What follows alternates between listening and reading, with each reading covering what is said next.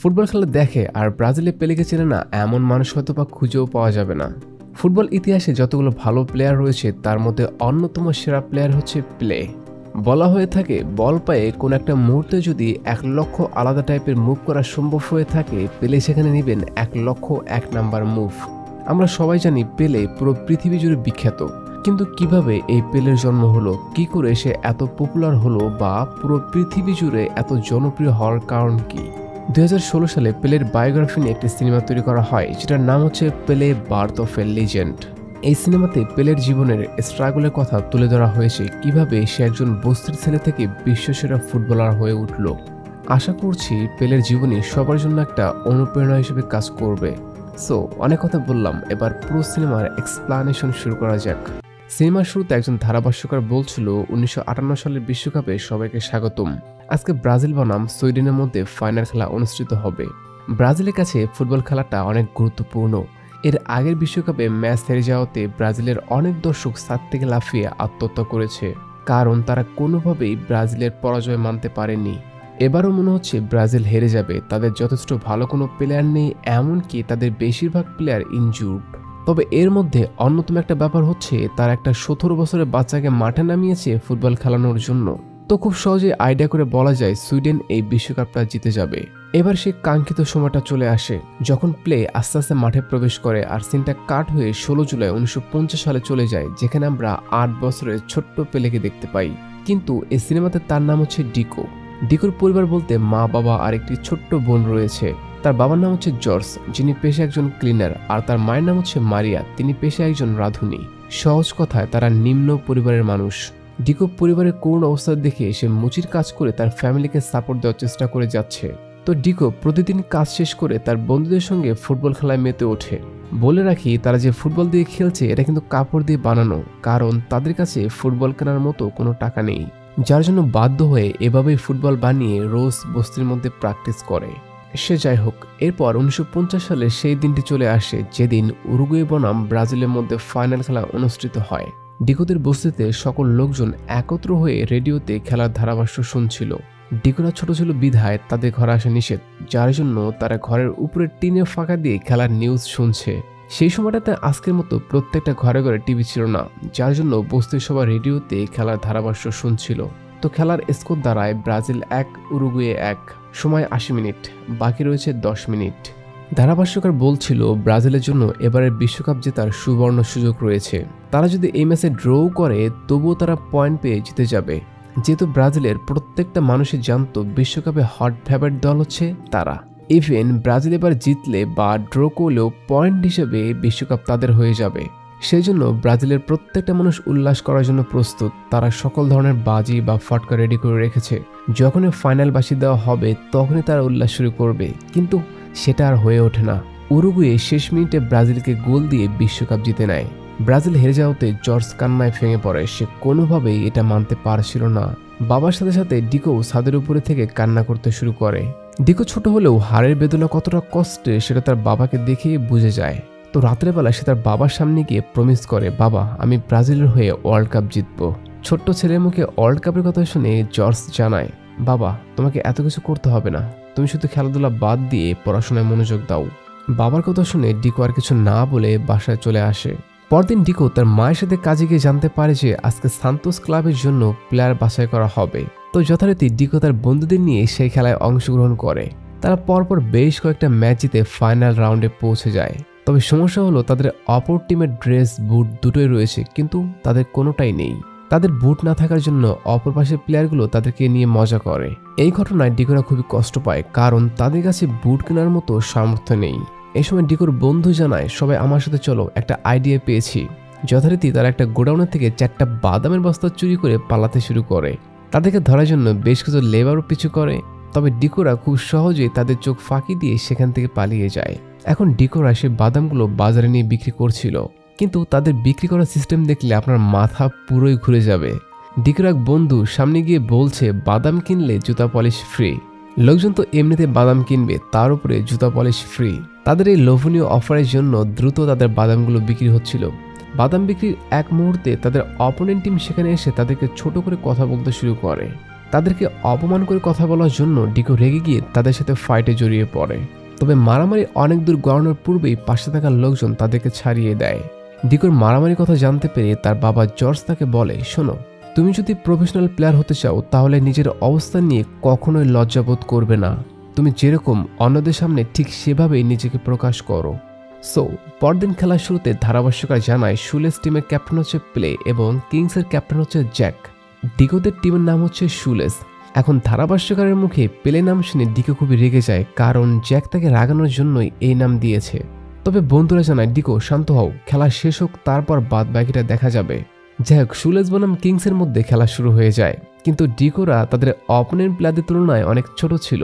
এর সাথে তারা প্রথমবারের মতো বুট দিয়ে ফুটবল খেলার জন্য ঠিকভাবে বলটাও রিসিভ করতে পারছিল না। তাদের এই টালমাটাল খেলার সুযোগ নিয়ে কিংস টিম তাদেরকে একের পর এক গোল দিতে শুরু করে। হাফ টাইমের আগে স্কোর দাঁড়ায় 6-0, মানে ডিকোরা 6 গোল খেয়েছে। এ সময় ডিকো মাঠের বাইরে তার বাবাকে দেখতে পায়। বাবাকে দেখা মাত্রই সেই কথাটা মনে পড়ে, তুমি যদি প্রফেশনাল প্লেয়ার হতে চাও তাহলে নিজের অবস্থান নিয়ে কখনোই লজ্জাবোধ করবে না। অতএব ডিকোরা সবাই নিজেদের জুতা ফেলে দিয়ে আবারও খেলায় মনোযোগ দেয়। এবার ডিকো বল নিয়ে মাঝ মাঠে দাঁড়িয়ে পড়ে এবং তার বস্তির খেলার কথা মনে করে। সে বস্তির মধ্যে যেভাবে বল মুভ করেছিল, এখানে ঠিক সেভাবেই মুভ করে গোল পোস্ট বরাবর এগিয়ে যাচ্ছে। সকল দর্শকের চোখ ডিকোর দিকে, কারণ তাদের কারোর বিশ্বাস হচ্ছিল না যে এত ছোট বাচ্চা কিভাবে এত সুন্দর করে ফুটবল খেলতে পারে। প্রত্যেকটা দর্শক উৎসুক হয়েছিল ডিকো কি গোল দিতে পারবে। অ্যান্ড ইয়েস, ফাইনালি ডিকো কিংসের জালে বল পাঠিয়ে দেয়। স্কোর কিংস 6, শুলেস 1।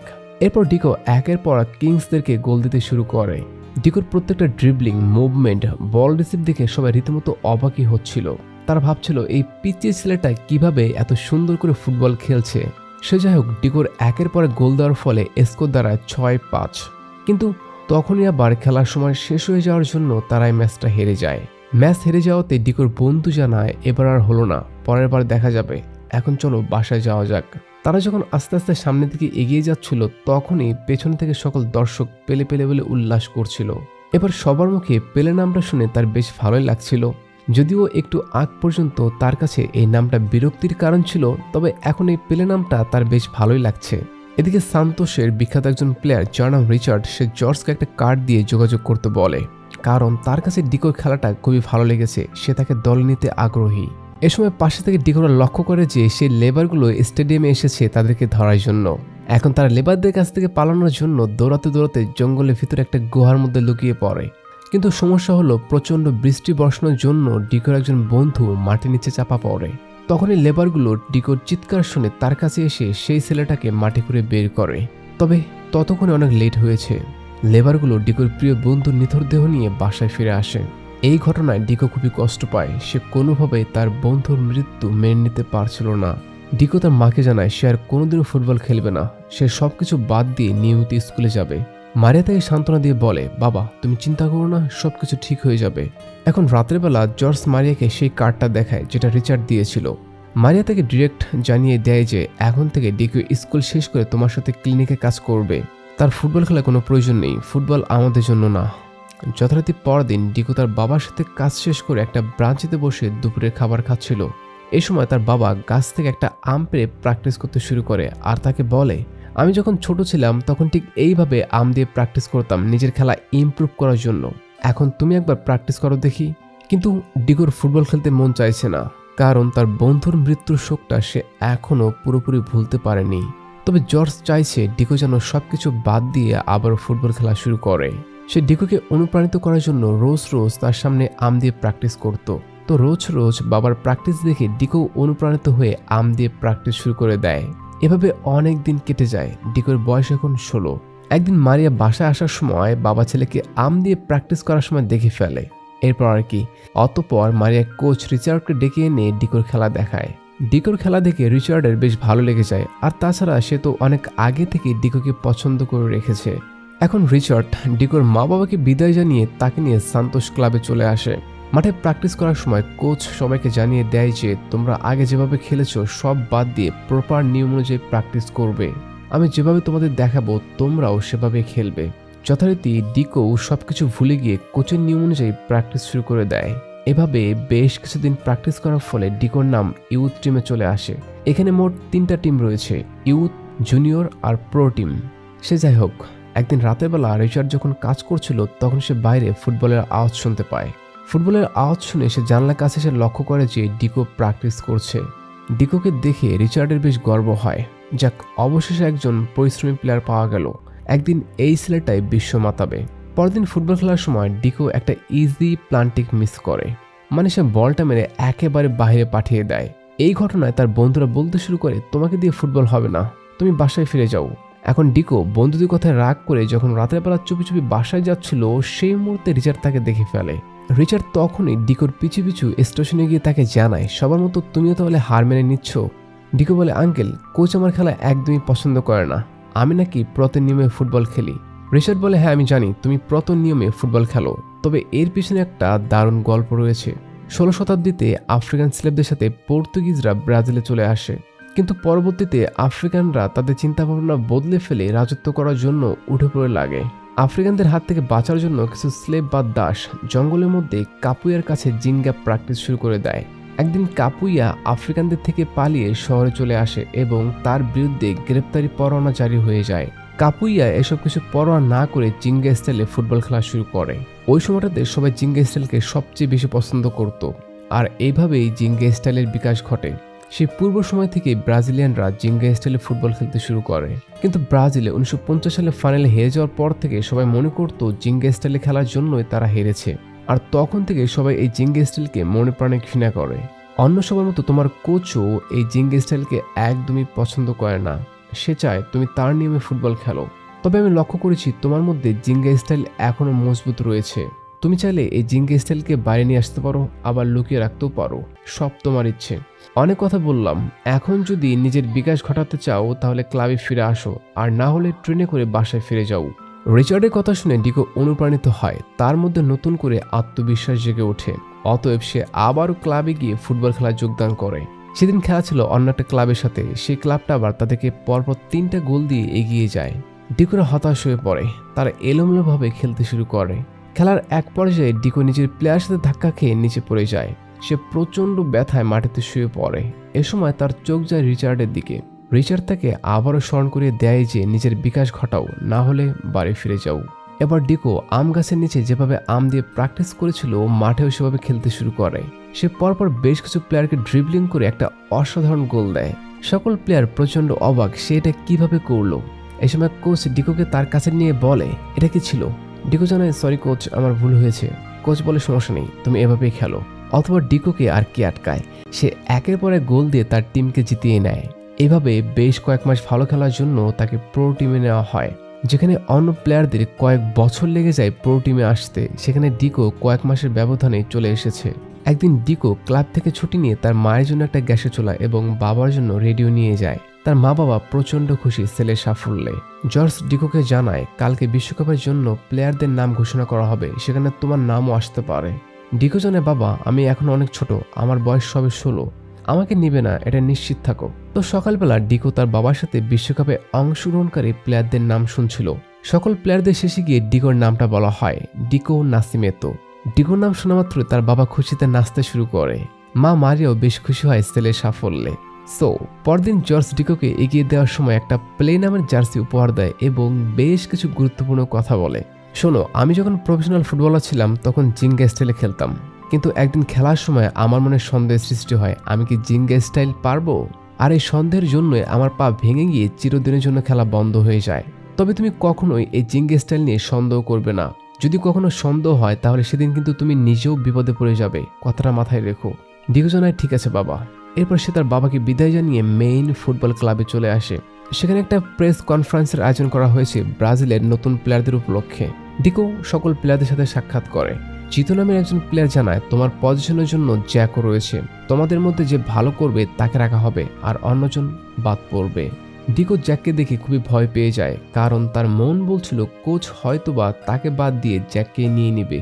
একদিন কোচ ডিকোকে জানায়, তুমি আগে জিঙ্গা স্টাইল না কি স্টাইলে ফুটবল খেলেছো সেটা আমার দেখার বিষয় না, এখন থেকে আমি যেভাবে বলবো তোমাকে সেভাবে খেলতে হবে। ডিকো বলে, ঠিক আছে কোচ। সো এরপর কোচ প্রত্যেকটা প্লেয়ারকে বিশ্বকাপের জন্য ট্রেনিং দিচ্ছিল কিভাবে খেলতে হবে। ট্রেনিং এর মধ্যে ডিকো এলোমেলোভাবে ফুটবল খেলছিল, তার প্রত্যেকটা পাস রিসিভ মিস হচ্ছে। কারণটা খুবই সহজ, সে তার জিঙ্গা স্টাইল বাদ দিয়ে কোচের দেখানো নিয়ম অনুযায়ী প্র্যাকটিস করছে। এখন প্র্যাকটিসের এক পর্যায়ে সে মনের ভিতরে সন্দেহ নিয়ে জিঙ্গা স্টাইলে খেলতে শুরু করে, অ্যান্ড যা আবার সেটাই হয়। ডিকো তার বাবার মতো ইনজুর্ড হয়ে পড়ে। তৎক্ষণাৎ তাকে হসপিটালে নিয়ে ডাক্তার দেখানো হয়। ডাক্তার জানায় তার পায়ের অবস্থা বেশ একটা ভালো না, সে সম্ভবত এবারে বিশ্বকাপ মিস করবে। এই ঘটনায় কোচ খুবই হতাশ হয়ে পড়ে। এ সময় রেডিওতে কিছু সাংবাদিক বলছিল, আমরা জানতে পারলাম জিঙ্গা স্টাইলে খেলার জন্য ব্রাজিলের একজন সদস্য পা ভেঙে ফেলেছে। আর ব্রাজিলের এসব ভাঙা প্লেয়ার নিয়ে কি বিশ্বকাপে একটা ম্যাচ জেতার সামর্থ্য আছে? মানে সাংবাদিকদের যা মনে আসে তাই বলতে শুরু করে। কোচ সাংবাদিকদের উল্টোপাল্টা কথা শোনার পরেও ডিকোকে কিছু না বলে বাইরে চলে যায়। সাল 1958 বিশ্বকাপে সে মাহেন্দ্রক্ষণ চলে আসে। প্রত্যেকটা দেশ বিশ্বকাপে অংশগ্রহণের জন্য প্রস্তুতি নিচ্ছে। অন্যদিকে একজন রাঁধুনি প্রাকৃতিক ভেষজ ঔষধ দিয়ে ডিকোর পায়ে ট্রিটমেন্ট করছিল, কারণ সে জানতো এসব ডাক্তারদের ট্রিটমেন্ট নিলে ডিকোর সুস্থ হতে অনেক দিন লেগে যাবে। তার জন্য সে ডিকোকে দ্রুত সুস্থ করতে প্রাকৃতিক উপায়ে চিকিৎসা দিচ্ছে। অন্যদিকে ব্রাজিল কোনো রকমে গ্রুপ পর্বের ম্যাচগুলো জিতে সেমিফাইনালে পৌঁছে যায়। কিন্তু এই ম্যাচগুলো খেলার দরুন ব্রাজিলের অনেক প্লেয়ারই আহত হয়েছে, এমনকি ডিকোর পজিশনে যে খেলতো সে জ্যাকও আহত হয়েছে। এখন দলের পরিস্থিতি খারাপ দেখে কোচ ডিকোকে আহত অবস্থায় মাঠের দিকে নিয়ে যায় এবং তাকে বলে দেয় যে সে যেন এরকম স্ট্রেটভাবে দাঁড়িয়ে থাকে। ডিকো আস্তে আস্তে মাঠের ভিতরে প্রবেশ করছে, যেখানে প্রায় 50,000 দর্শক উপস্থিত। বেশিরভাগ দর্শক ডিকোকে দেখার জন্যই মুখিয়ে রয়েছে, কারণ ইতিহাসে প্রথমবারের মতো 17 বছরের কোনো ছেলে বিশ্বকাপ খেলবে। তো আজকের সেমিফাইনালে ব্রাজিলের বিপক্ষ হচ্ছে ফ্রান্স। খেলা শুরুতে ফ্রান্স বেশ আক্রমণাত্মকভাবে গোল করার ট্রাই করছিল। ব্রাজিলের গোল করা তো দূরের কথা, তারা সকল প্লেয়ার নিচে নেমে গোলবার সেভ দিচ্ছিল। তবে হাফ টাইমের আগে ফ্রান্স একটা গোল দিয়ে এগিয়ে যায়। মধ্যবিরতির সময় কোচ সকল প্লেয়ারকে জানায়, তোমরা সবাই মনোবল হারাচ্ছ কেন? তোমরা এখন 4-4 পজিশনে খেলবে, আর আমরা এবার বিশ্বকাপ নিয়েই ফিরব। আমরা লক্ষ্য করি ব্রাজিলের বেশিরভাগ প্লেয়ার আহত, প্রত্যেকটা প্লেয়ার কম বেশি ইনজুর্ড হয়েছে। এবার পাশে থেকে ডিকো জ্যাকের মন খারাপ দেখে তার কাছে চলে যায়। ডিকো তাকে বলে, তুমি কোচকে বলেছো তোমার পায়ের সমস্যা, তার জন্য খেলতে পারবে না। যদি এখন তোমার পা ভালো হয়ে থাকে তাহলে আমার বদলে মাঠে নেমে যাও। জ্যাক জানায়, না আমি নামবো না, আমার মাথা ঠিক নেই। আমি সারা জীবন ধরে চেয়ে এসেছি আমি ইউরোপিয়ান হয়ে খেলবো, কিন্তু এখন এসে বুঝতে পারছি আমি আসলে ব্রাজিলিয়ান। আমাকে সারা জীবন ব্রাজিলিয়ান হয়ে খেলতে হবে। আর ডিকো শোনো, তুমি বাউরাতে অর্থাৎ ছোটবেলায় আমাদেরকে যেভাবে জিঙ্গা স্টাইলে গোল দিয়েছিলে, আজকেও সেভাবে গোল দাও, কারণ তোমার ওই জিঙ্গা স্টাইলকে মরতে দিও না। এটা তোমার আর ব্রাজিলিয়ানদের ঐতিহ্য। অতএব হাফ টাইমের পরে আবারও খেলা শুরু হলে জ্যাক ডিকোকে জিঙ্গা স্টাইলের কথা স্মরণ করিয়ে দেয়। যথারীতি ডিকো অসাধারণভাবে একের পর এক গোল দিতে শুরু করে। আমরা লক্ষ্য করি জ্যাকের প্রতিপক্ষ ডিকোকে গোল দিতে দেখে সে কতটা খুশি, কিন্তু বাস্তবে এমনটা খুব কমই দেখা যায়। সে যাই হোক, ডিকোর অসাধারণ খেলায় সকল দর্শক প্রচণ্ড খুশি হয় এবং শেষ পর্যন্ত সে 3টা গোল দিয়ে ব্রাজিলকে ফাইনালে নিয়ে যায়। গ্রামে থেকে জর্জ নিজের ছেলে খেলা দেখে কান্নায় ভেঙে পড়ে। তার চোখে মুখে এক সফলতার হাসি, যেটা আমরা তার চেহারা দেখলেই বুঝতে পারি। সো পরদিন কোচ তাদেরকে জানায় ব্রাজিলের ফাইনাল খেলা হচ্ছে সুইডেনের সঙ্গে। সুইডেন এবার বিশ্বকাপে হট ফেভারিট। তাদের টিমের প্রত্যেকটা প্লেয়ার খুবই ভালো খেলে, তাদের সাথে জিততে পারা খুবই মুশকিল। তার জন্য আমরা তাদেরকে আটকানোর জন্য 4-4 পজিশনে খেলবো। তো কোচ প্রত্যেক দিন প্লেয়ারদেরকে এভাবে প্র্যাকটিস করাচ্ছিল, কিন্তু তার মনে হতাশা জন্ম হয়। তারা এভাবে খেললে আদৌ কি জিততে পারবে নাকি এভাবে হেরে যাবে? কোচের সাথে সাথে প্লেয়াররাও হতাশ। কি করবে এবার তারা? পরদিন ব্রাজিল এবং সুইডেনের সকল প্লেয়ারকে নিয়ে একটা প্রেস কনফারেন্সের আয়োজন করা হয়, যেখানে সুইডেনের কোচ ইচ্ছেমতো ব্রাজিলের প্লেয়ারদেরকে অপমান করতে শুরু করে। তারা নাকি 1950 সালের বিশ্বকাপের মতো এবারও হেরে যাবে, এমনকি তাদের প্রত্যেকটা প্লেয়ার ইনজুর্ড। তারা এই ধরনের বাজে টিম নিয়ে আমাদের সাথে কোনোভাবে পেরে উঠবে না। বলা যায় এবারে বিশ্বকাপটা সুইডেনের। এখন সুইডেনের কোচের কথায় বিরক্ত হয়ে ব্রাজিলের কোচ প্রেস কনফারেন্স থেকে বাইরে বেরিয়ে আসে। এবার রাতের বেলা ডিকো তার বাবাকে ফোন করে বলে, বাবা আমি মনে হয় তোমার জন্য এই বিশ্বকাপটা এনে দিতে পারবো না। সুইডেনের প্লেয়াররা আমাদের চেয়ে অনেক বেশি শক্তিশালী এবং স্মার্টও, আমরা কোনোভাবে তাদের সাথে পেরে উঠবো না। জর্জ বলে, শোনো, তুমি ফ্রান্সের সঙ্গে নিজের উপরে ভরসা রেখেছিলে, তার জন্যই জিততে পেরেছিলে। এখন সময় হয়েছে নিজেদের সকল প্লেয়ারকে নিজেদের উপরে ভরসা এবং জিঙ্গার উপরে বিশ্বাস দেওয়ার। তুমি তাদের সবাইকে জিঙ্গার কথা স্মরণ করিয়ে দাও। অতএব ভোরবেলা ডিকো সবাইকে জানায়, চলো বল মাটিতে না ফেলে লাইট হাউসে যাওয়া যাক। অন্য প্লেয়াররা জানায় এটা একটু বেশি দূরে হয়ে যায়, তবে আইডিয়াটা খারাপ না। এবার সকল প্লেয়ার বল নিয়ে সামনের দিকে আগাতে শুরু করে। তারা কখনো কিচেন রুম, কখনো হোটেল, কখনো সিঁড়ির উপর দিয়ে বল নিয়ে সামনের দিকে এগিয়ে যাচ্ছিল। এখন বিল্ডিংয়ের উপরে থেকে কোচ তাদের এই খেলার দৃশ্যটা দেখতে পায়। সে বেশ অবাকই হয় বাচ্চারা আসলে কি করতে চাইছে। তো ডিকোরা লাইট হাউসের কাছে গিয়ে বলটাকে পানিতে ফেলে দেয়, মানে একটুর জন্য মিশন ফেইল্ড। এবার ডিকোরা যখন রুমে এসে ফাইনাল ম্যাচের জন্য তৈরি হচ্ছিল তখনই সেখানে কোচ এসে সবাইকে জানায়, আজকে তোমরা জুলিয়া রিমেট ট্রফির ফাইনাল ম্যাচ খেলবে। তোমরা গত সপ্তাহে যেভাবে খেলেছো আজকে সেভাবে খেললে নিশ্চিত হেরে যাবে, আর এর জন্য দায়ী থাকবো আমি। আজকে আমি হোটেলে তোমাদের যেভাবে খেলতে দেখেছি এটাই আমাদের আসল খেলার নিয়ম। আমি চাই না আজকের ম্যাচে দুনিয়া দেখুক আমরা সুইডেনের নিয়মে খেলছি। আমি চাই সবাই দেখুক ব্রাজিলের আসল খেলা। আমি জানি না আজকে আমরা জিতবো কিনা, তবে আমরা সকল দর্শককে একটি অসাধারণ খেলা উপহার দেব। এখন কোচের এসব আবেগঘন কথা শুনে সকল প্লেয়ার অনুপ্রাণিত হয়। সবাই মনে মনে প্রতিজ্ঞা করে আজকে তারা পুরো পৃথিবীবাসীকে একটি অসাধারণ খেলা উপহার দিবে। এবার ডিকো তার বাবার দেওয়া পেলে লেখা জার্সিটা মেইন জার্সির নিচে পরে মাঠে নামে। ফুটবল মাঠে এত দর্শক দেখে ডিকো বেশ ভয় পেয়ে যায়। এটা এক প্রকার স্নায়বিক চাপ। ব্রাজিলের জার্সি হচ্ছে নীল আর সুইডেনের জার্সি হচ্ছে ইয়েলো। এখন রেফারি বাঁশি বাজালে দুই দলের মধ্যে খেলা শুরু হয়ে যায়। প্রথমের দিকে ব্রাজিল সুইডেনের কাছে কোনো পাত্তাই পাচ্ছিল না। ব্রাজিলের প্লেয়ারদের স্নায়বিক চাপের জন্য প্রত্যেকটা পাসিং মিস হচ্ছিল। তারা ঠিকভাবে বলটাও রিসিভ করতে পারছিল না। এবার সুইডেন খেলা 4 মিনিটের মধ্যে ব্রাজিলকে গোল দিয়ে বসে। গ্রামে থেকে জর্জ ব্রাজিলের গোল খাওয়া দেখে খুবই হতাশ হয়ে পড়ে। তার কাছে মনে হচ্ছিল 1950 সালের কাহিনী আবারও পুনরাবৃত্তি হবে। মাঠের মধ্যে ব্রাজিলের সকল প্লেয়ার নিরাশ হয়ে পড়ে। আর হলো না বিশ্বকাপ জেতা। ডিকো লক্ষ্য করে সুইডেনের সকল দর্শক উল্লাস করছে, আর তাদের পিছনে ব্রাজিলের দর্শকরা হতাশ হয়ে মাঠের দিকে তাকিয়ে রয়েছে। এবার ডিকো নিজেকে সান্ত্বনা দেয়, সে পারবে, তাকে অবশ্যই পারতে হবে। এখন ডিকো জিঙ্গা স্টাইলে খেলা শুরু করে। সে একের পর এক সকল প্লেয়ারকে কাটিয়ে গোলের কাছে গিয়ে অন্য প্লেয়ারকে পাস করে দেয়। অতঃপর সেই প্লেয়ারটা কোনো প্রকার মিস না করে সুইডেনের জালে গোল দেয়। এবার ব্রাজিলের সকল দর্শক উল্লাস করতে শুরু করে, তারা যেন প্রাণ ফিরে পেল। ব্রাজিলের প্লেয়াররা আবারও নতুন করে আশার আলো দেখতে পায়। একটু পর ব্রাজিলের প্লেয়াররা আবারও সুইডেনকে বোকা বানিয়ে আরও একটা গোল দিয়ে এগিয়ে যায়। এই ঘটনায় ব্রাজিলের সকল দর্শক আরও বেশি খুশি হয়। তাদের কাছে মনে হচ্ছে এবারের বিশ্বকাপ আমরাই পাবো। ব্রাজিল সুইডেনের চেয়ে 2 গোলে এগিয়ে রয়েছে। Score Brazil 2 Sweden 1। এখন খেলার মধ্যে স্লো মোশনে একটা দারুণ সিনারি দেখানো হয়, যেখানে আমরা লক্ষ্য করি যে ব্রাজিলের প্রত্যেকটা প্লেয়ার সেই লাইট হাউসে যেভাবে বল নিয়ে গিয়েছিল আজকে মাঠেও প্রত্যেকটা প্লেয়ার সেভাবে বল নিয়ে গোলের দিকে এগিয়ে যাচ্ছে। তাদের এই অসাধারণ সৌন্দর্যের ফুটবল খেলা দেখে সকল দর্শক, কোচ, ডিকোর বাবা প্রচণ্ড খুশি। তাদের প্রত্যেকের চোখ দিয়ে খুশির পানি বের হচ্ছে। এই খুশি হাজার কোটি টাকা দিয়েও কেনা সম্ভব না। ফাইনালে ব্রাজিল তাদের খেলার আসল সৌন্দর্য পুরো পৃথিবীবাসীকে দেখাতে পেরেছে। স্টেডিয়ামের সকল দর্শক সুইডেনের হলেও ব্রাজিলের ফুটবলের সৌন্দর্য দেখে তারা খুবই আবির্ভূত হয়। এখন ব্রাজিলের প্লেয়াররা 5-2-এ সুইডেনকে হারিয়ে দেয়, যার মধ্যে ডিকো বা পেলের 2টা গোল ছিল। ব্রাজিলের বিশ্বকাপ জয় উপলক্ষে দেশের সকল জনগণ বাইরে বের হয়ে আসে। আমরা তাদেরকে দেখে বুঝতে পারি ব্রাজিলের মানুষ ফুটবলের কতটা ভক্ত। ফুটবল খেলাকে তারা খেলার চেয়েও অনেক বেশি কিছু মনে করে। এবার ব্রাজিলের সকল প্লেয়ার ডিকোকে নিয়ে উল্লাস করতে শুরু করে দেয়, কারণ তারা এই বিস্ময়কর 17 বছরের বালকের জন্যই প্রথমবারের মতো বিশ্বকাপ জিতল। আর এই বিশ্বকাপের মাধ্যমে ডিকো বা পেলের জীবনে নতুন যাত্রা শুরু হয়। এরপর আমাদের বেশ কিছু কথা বলা হয়, সবাই একটু মনোযোগ সহকারে শুনবেন, ঠিক আছে? 1961 সালে ব্রাজিলের প্রেসিডেন্ট জেনিও কোয়াদ্রোস পেলেকে রাষ্ট্রীয় সম্পদ ঘোষণা করেন। ইতিহাসে প্রথমবারের মতো সবচেয়ে কম বয়সে গোল এবং বিশ্বকাপ জেতা প্লেয়ার হচ্ছে পেলে। এরপর 1962 এবং 70 সালেও পেলে বিশ্বকাপ জেতে।